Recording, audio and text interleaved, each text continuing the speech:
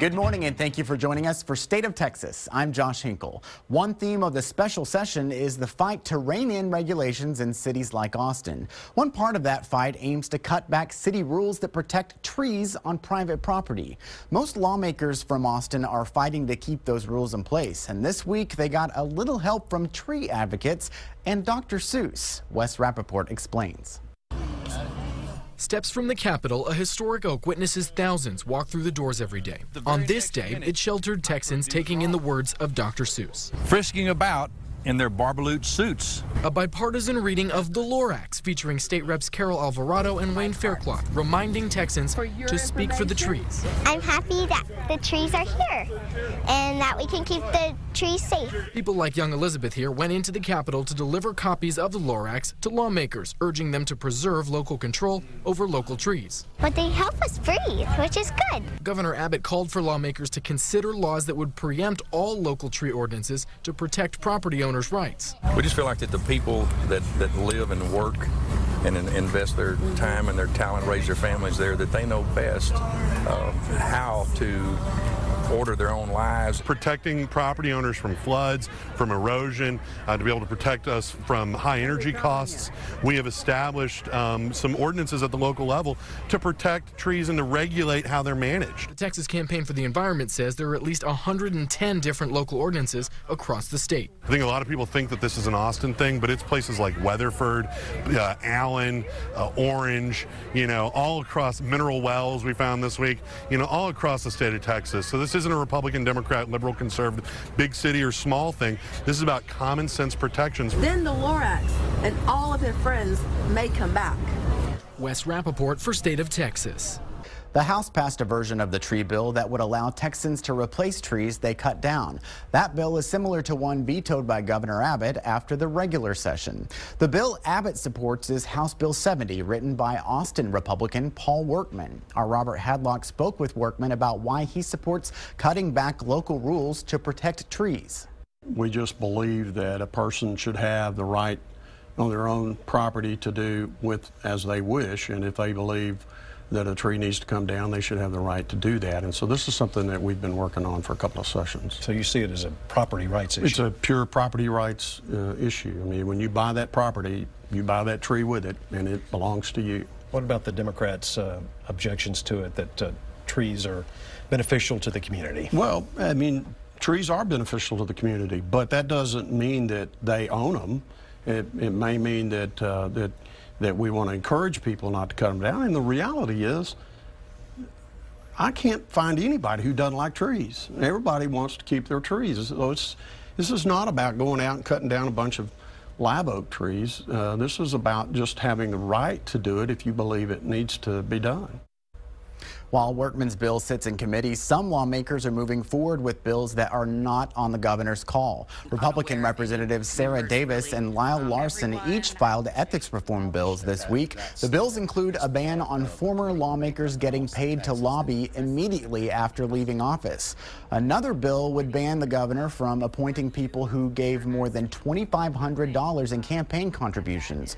Davis says the governor himself has called for ethics reform in the past. As Governor Abbott stated in his 2017 State of the State, the faith that people have in their democracy is linked to the trust they have in their elected officials. That trust is eroded if they perceive that elected officials are acting in anything other than the people's best interests. My committee members and I couldn't agree more with this statement. Governor Abbott is not likely to add ethics to the special session call. The governor's office released a statement criticizing two lawmakers, accusing Davis and Larson of showboating over proposals that are not on the governor's call and adding their constituents deserve better. Another bill that's not on the call, a measure to restore funding the state pays to therapy providers for low-income and disabled children.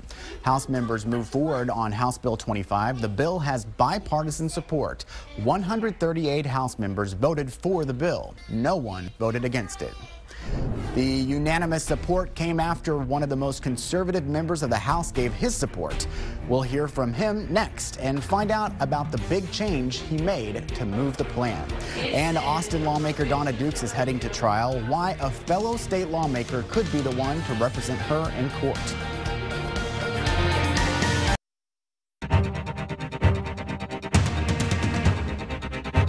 State lawmakers passed a bill to restore state funding to pay for therapy for low-income and disabled children, even though it's not on the governor's special session call. House Bill 25 won unanimous support after a change that won over the chamber's most conservative lawmakers. One of those lawmakers is Matt Krause. He's a Republican from Fort Worth. Welcome. Thanks for having me, Josh. So talk to me about House Bill 25. Really, what is it in essence? It really is. We had some therapy cuts that were cut after last session, and we were told that there wouldn't be any access to care issues with those cuts. But as I've heard in my office, as many members have from parent after parent, there is access to care issues. So something, unfortunately, we didn't get done during the regular session. So Representative Sarah Davis from Houston brought forward this bill in the special session to restore some of those cuts to make sure these very vulnerable children with some of the most rare diseases and conditions could continue to receive their therapy. You're a dad. I'm sure that you're thinking on a parent perspective for this one. Absolutely. As a father of 5, that's one of the things, having those kids in your office and talking to these parents about the inability to get the therapy that their children need. Again, this isn't a child with a lisp or somebody who just has a little issue here or there. These fragile kids are learning how to swallow, learning how to walk, learning how to live, basically. And so that really is where I thought we need to come in and help these kids. So you had to offer an amendment to really get this much support. That's right. Well, House Bill 25's funding mechanism was taking $70 million of additional funds out of the rainy day fund to pay to restore the cuts. I was a joint author on the bill. If we had to do that, I would have gladly voted for it. But I know there were some in the chamber that were a little hesitant to do that. So the amendment today allowed us to take money out of already appropriated funds out of the rainy day fund and use that to restore the funding cuts. Because when we talk about finances, it's something that your Freedom Caucus really had a concern with. That's right. And they've been very consistent, and some of the members that were uncomfortable with that have always been very consistent. Let's not use rainy day fund money for ongoing expenses. Some people viewed that like this, and so I wasn't upset or disagree with their position, but I was glad we got to a point where we could have unanimous approval in the chamber. Now, this is not one of the pieces of legislation that the governor has put forward as one of his priorities on the call for the special session, so there's no guarantee that he'll even, look at it after this, right? That's right. That's why I sent him a letter last week asking him to put this on the call. I think it's that important. I even changed my 20 for 20 pin to a 21 for 21 pin, just because I think that's how critical this is, and these kids can't wait another 18 months to get another bite at the apple in the next session. I think we have to do that now, and I'm hoping that unanimous vote in the House sends a strong message that it's not a Republican issue, it's not a Democrat issue. This is a Texas issue to take care of these fragile kids, and we need to move on it. Have you heard back from him? We haven't. We've been in contact with the governor's office. He hasn't been slow about responding. We just haven't gotten a definitive answer one way or the other. Hopefully the vote will go a long way in showing that we need to support this. With the unanimous vote, do you have a lot of optimism for what the other chamber is going to do? I do. I'm a lot more cautiously optimistic now. If once the governor puts it on the call, and I hope he will, I think that's when the Senate will act. They've been very resolute, and if it's not on the call, we're not going to address it. I can't begrudge them for that. That's a pretty reasonable position to take in the special session. But if the governor will put it on the call, showing unanimous support out of the House, I think will go a long way in getting it out of the Senate. Now, the two chambers have been taking on the special session very differently. The House, some people might say, is moving a little slower. Speaker Strauss says it's more deliberate. What do you think? Yeah, Speaker Strauss certainly doesn't have a 20 for 20 pin on. So I think it's definitely a lot more deliberate and a lot slower.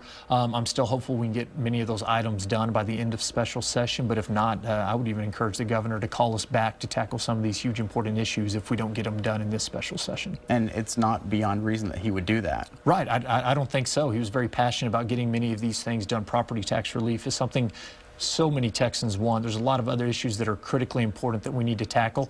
If we don't do that, I could see the governor calling us back. One of the big hot button issues is the same as it was in the regular session, the bathroom bill. You support that one? Yeah, I support measures to ensure that there's privacy for our women and children, not only in public accommodations, but in our schools as well, and that's where we've seen some of the biggest problems. The Senate has been maybe a little more pointed in the way that it wants to address that legislation. Do you favor the Senate's version, or do you like what the House has done in the past?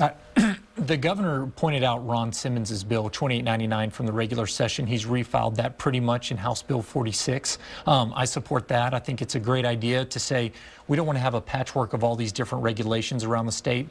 Let's make the state speak on that when the state's ready to change that. So it's kind of a preemption bill, and just said we want to have one policy across the board. If and when Texas decides to change that, or the federal government decides to change that, then everybody will be affected, but we don't want this patchwork of laws. You're dedicated to stay for another special session, even though the 5 kids are probably saying, when's Daddy coming home? Right? That's right. I love summer. I love being with my kids, but I think some of these issues, property tax reform, privacy issues, are important enough to come back down, so I'm glad to do that. Great. Well, good luck with the rest of the special session. Thank you for being with us. Thanks for having me again, Josh.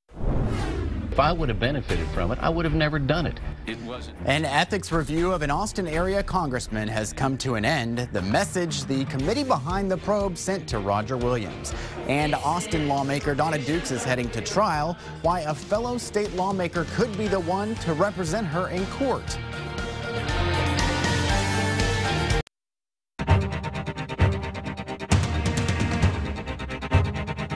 State Representative Donna Dukes turned down a plea deal this week that would have dropped corruption charges against her if she resigned and took a drug test. Travis County District Attorney Margaret Moore gave Dukes until 5 p.m. Tuesday to resign, but she never heard from Dukes. Moore now says the deal is off the table, and Dukes will go to trial in October.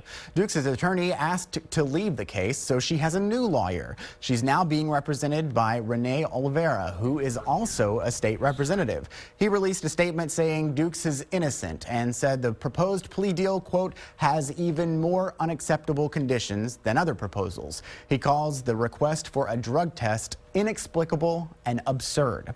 Representative Dukes was indicted in January. The Austin Democrat faces 15 charges, including corruption, tampering with public records, and misusing state resources.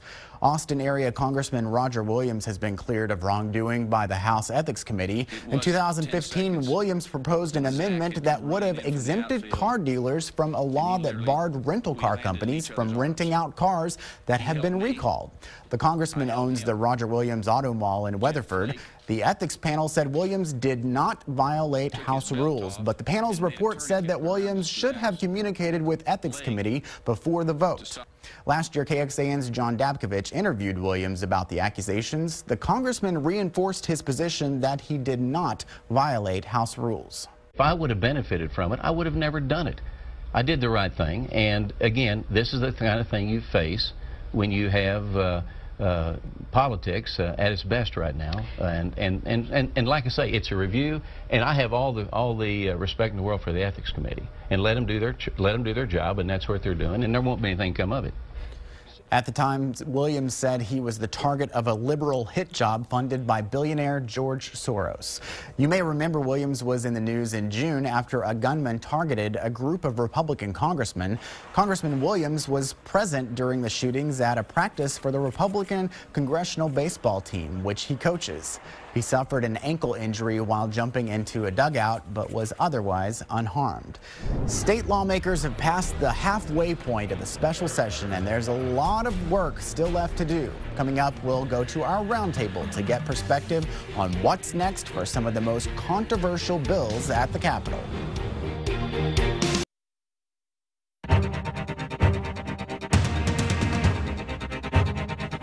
We are past the halfway point of the special session, and so far, nothing's reached the governor's desk. Joining us for perspective, Alana Rocha from the Texas Tribune and Ben Philpott with KUT Radio and the Texas Standard. Welcome. Thank you. Hello. So we said halfway through the special session, it probably isn't going to get all done in 30 days, right? No, I mean, Abbott said 20 for 20, but like you said, not a single bill's made it to his desk. So not looking good, especially with the communication lacking between Speaker Strauss and Lieutenant Governor Patrick. It would not be the first time that we've had to come back for another special session right after one, but the thing is that they have to restart the legislation all over again, right? They would have to do that, and I think we'll probably, well, I think lawmakers certainly hope that within the next few days we'll see the sunset legislation actually make it to the governor's desk and kind There's some differences there to hash out. A little bit hash out, but you know, you get that out of the way, and then maybe you don't have to do what you were saying in terms of coming back for another special session. But yeah, if that for some reason gets held hostage because of school vouchers or a bathroom bill or any number of things that the House and Senate don't agree on, then yeah, the state does have to get that sunset bill passed. 20 items seems like a lot. I mean, do you know how that compares to other special sessions? The last one I can think of, because this is Abbott's first, his, of course, second session, is with Governor Perry in 2013 with, the famed Wendy Davis filibuster and the abortion bill there. They came back, I believe, 3 times to get that passed. And there were a couple other the TSA, transportation, anti-groping, and transportation, I think. Yeah, there were just 3 or 4 bills. I do. Alex Jones showed up at the Capitol, I believe. Oh, yes, we have that video. But I looked it up real quickly a couple weeks back, and there were actually some back at the turn of the last century where they had like 50 or 60 items on the call. Wow. But this is the most that I remember in like the last 15 years. I think especially given the tensions between the House and Senate, the fact that they couldn't pass many of these measures in 140 days, what makes you think that they'll get done in 30? Some lawmakers really would like to see other legislation that's not on the call on there. We had Representative Matt Krause on earlier, and he really helped push HB 25 through the House this week. It's the one that would pay for therapy services for low-income and disabled children. Right, and that passed unanimously. I think it was to send a signal to the governor that this is important. The lawmakers faced a lot of backlash once those cuts finally got out of the courts, or that case got out of the courts, and those cuts happened. Services were drastically reduced, and that is something I think that's a bipartisan, clearly with the vote on Thursday, a bipartisan push to get that added. But Abbott, real quick, sorry, Abbott has said that until all 20 are done, he won't add anything else, but we'll see. Yeah, what do you think that kind of message is he receiving when a unanimous vote goes through like that? Is that something that really would trigger to put a 21st item on the call? I think he could back off if he starts to see other bills show up on his desk. I don't know that he's going to hold the legislature to all 20, especially since even the Senate, which has said they are behind everything that the governor does, can only get 18 of the 20 items out.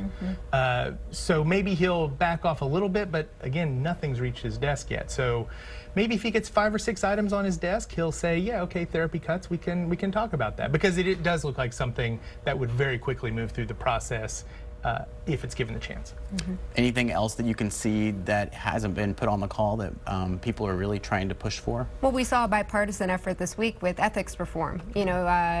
Representative Sarah Davis and a couple other lawmakers on both sides of the aisle really pushing for that. Mainly, they say it's needed now more than ever to close a loophole, the fact that lawmakers can't, fundraise during the regular session for fear of conflicts of interest, that they'll be fielding bills that could influence or impact their donors' interest. That doesn't apply in the special session. Granted, Speaker Strauss and Lieutenant Governor Patrick have voluntarily said that they won't fundraise during the session, but Abbott was quick to respond and called them showboats, so it doesn't seem like that one will go on, but Strauss just putting pressure on the governor too, saying that Thursday. Ben, we have just a few seconds left. I know that KUT has this initiative now where people are calling in and asking questions very specifically about the session. How's that going over? What are people really talking about? A lot of it has been dominated by the bathroom bill, just like a lot of regular press coverage has been. But yeah, we joined up with the other public radio stations in Texas, Dallas, San Antonio, Houston, to ask them ask us your questions about the session. And some of it is technical stuff. They just want to know what the process is. How do things work? You spend too much time in the Capitol, you don't realize that the rest of the world doesn't understand how a bill becomes a law. So it's been really interesting to get those questions in and just kind of help people understand also how they can make a difference, how they can actually get their voice to lawmakers and let their opinion be known. Just a few words. The Texas Tribune Festival, the lineup came out this week. Yes. You guys are excited to have it in September. Yes, September 23rd through the 25th. I finally got through the lineup myself with the app that just came out, and it really is impressive. A who's who of thought leaders and politicos from around the country will be descending on Austin for a 3-day political wonk fest, is how we like to put it. And it's not too late to get tickets. No, not at all. So get them now before the price goes up. All right. Thank you very much, Alana and Ben. We'll talk to you guys later in the special session, I'm sure, right? Yes. Or the next one. Or the next one. Bite your tongue. Right. All right. And thank you for joining us for State of Texas. Stay tuned for Meet the Press coming up at 9. I'm Josh Hinkle. Have a great day.